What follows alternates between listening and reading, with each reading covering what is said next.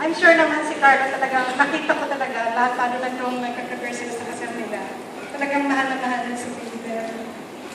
Hindi na ako kakabahan para sa anak ko. Alam kong secure na secure nila sa kanya. Lalo sa family ni Carla.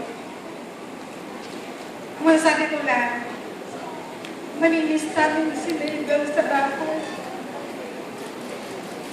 Kami na lang ni Omi. Kaya minsan, dumalaw pa naman. Namimiss ka namin ni Basti. Lalo si Basti. Miss namin sila dalawa. Meron akong kukwento na siguro last week lang, punta ko na to, bihira ko siya mapaniginipan. Siguro last time na mapaniginipan ko siya, 12 years ago. Napapaniginipan ko siya pag napaka-importante bagay lang. Yung last time na yun, nung nagpakita siya sa akin, yung dapat pala akong maoperahan, may sakit ako nun.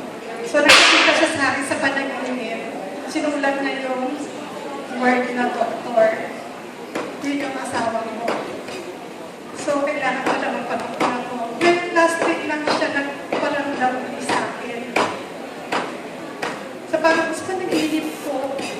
Masaya siya.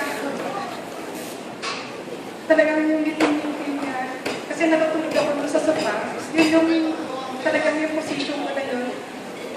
Yun yung talagang yung ngiti niya sa akin, talagang masaya siya. Tapos nagpapaalam siya. Nasabi niya, I love you. Alam ko,